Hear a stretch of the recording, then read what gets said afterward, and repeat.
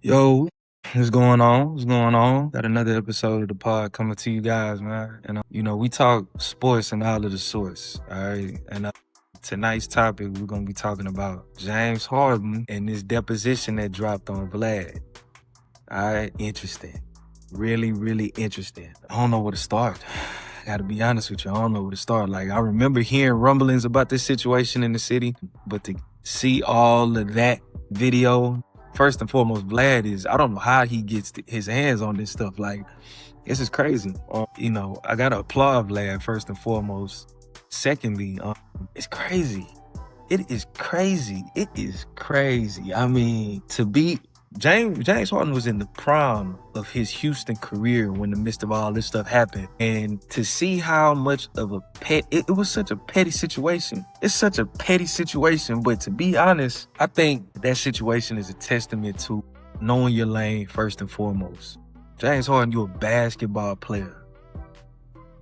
All right, you are a basketball player, and regardless of the connections in the NBA, Moses Malone's son, all that, you a basketball player, and you found yourself in a very, thank God he didn't pass, but you found yourself in the midst of a situation that was really, I ain't gonna say it was street, but it was really street adjacent. You know what I mean? Like, it was very. Like, what you got going on? Like, why are you even involved in that? From what was on the video, it started all over, Moses Malone Jr.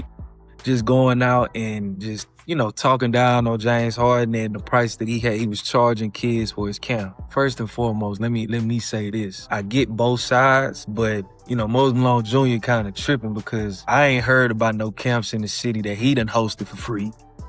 I'm gonna be honest with you. I'm here in the city. I ain't never heard of Moses Malone Jr. hosting no camp for free. Secondly, I'm not holding that against James Harden for running a business and a camp. I don't know what it is about. I don't know. I don't want to say my culture, but I don't know what it is about people where they just think you just supposed to get things for free. Nothing in this world is free. Okay. And I understand that most kids can't come up with $250. I get that. All right. But at the end of the day, I mean, to try to, demonize him for putting a price tag on the admission to his camp, I ain't really with that. That dry sound, it really sounds like some hating, in my opinion. But I do believe James got to be bigger than that. He got to be smarter than that, than to let that get him so out of his element, because he was really outside his element. Because in my opinion, you know what I'm saying, and it's only always gonna be in my opinion, yeah, he got him jump. You know what I'm saying? He got him jump quickly. And in my, I honestly think too that Moses kind of welcomed it because he had plans of going to the laws. And I think James Harden should have known he was dealing with somebody that was going to go to the laws on him.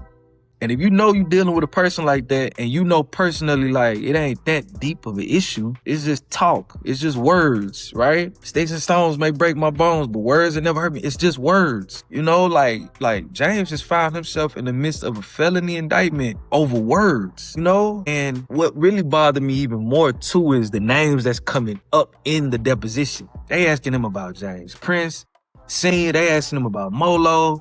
They asking him about the bodyguard that passed. They asking him about all these different people. And I'm just thinking the whole time to myself, I'm like, dog, is it worth it? Was all of this that it turned into really worth it? He had it, and I will tip my hat to James Harden as well, because he handled that deposition very well. It looks like the lawyer that was asking him the questions was definitely doing his best job at trying to get James to incriminate himself, say something that could be used against him later. I think James was coached very well. His lawyer coached him very well at what kind of questions he would expect and the direct way to answer those questions. His lawyer did a great job at protecting him and just straight out stopping certain questions and stopping him from, asking or being able to be asked about certain things. But, I just think at the end of the day, it's not worth it, man. And I think it played a very big factor in him not coming back to Houston. Because before James could have went to Cleveland, and I believe before he signed with the Clippers, there was a small time where he could have tried to come back to Houston, and we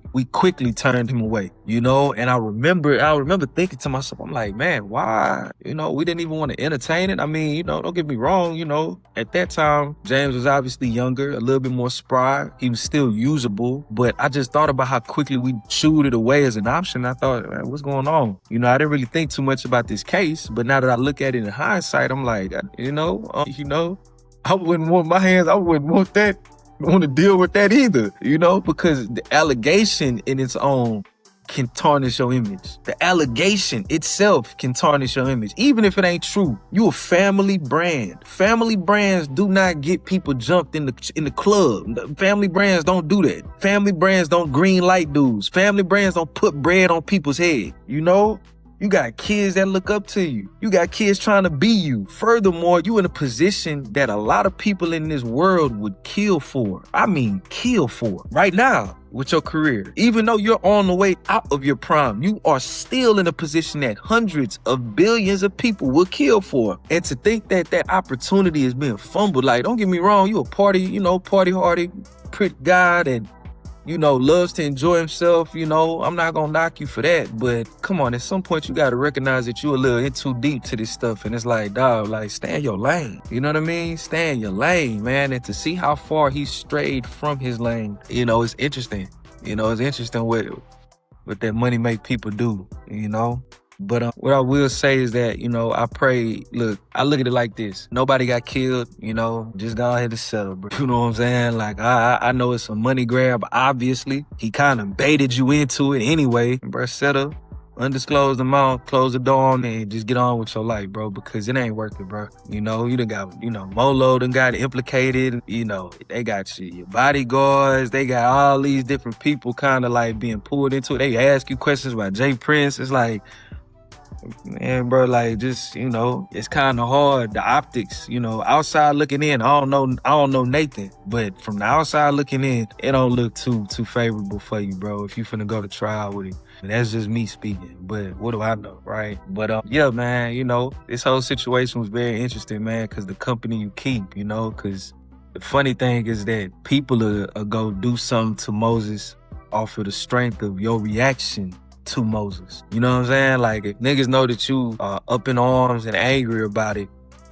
you know, they may take it upon themselves to get in your good graces, you know, just to get in your good graces. I'm gonna go smack this boy. I'm finna go smack this dude in his face in the middle of the club. Matter of fact, I got me and my partner, we both finna put a little beat on him in the middle of the club. You know, we just gonna go doing something. We ain't gonna kill him, but we just gonna go doing something for talking crazy in the middle of the club, solely because we love James Harden and we respect him and we respect the brand, and we can't have nobody playing with the brand. You know, you carry that kind of weight. You know, James Harden carries that kind of weight. And yeah, man, you know, it's interesting, man, the company you keep, man. And I think this is just a testament that you just gotta be, you can't really, when you that up high on the mountain, like when you that high on the pedestal, you can't really respond to the you know, to everybody. You can't respond to everybody. Who is Moses Malone Jr.? You know, I will say that he was even saying that, like, he was shocked that his, you know, and I get it, he is the son of an NBA legend, you know, but still, who is he personally? Who is he? You know? And to see what this whole situation is kind of snowballed into, you know, and bro, it ain't worth it. That's my humble opinion on it, man. But yeah, I'm gonna conclude the pod there. I appreciate you guys tuning in with me. Until next time, baby. Y'all take it easy.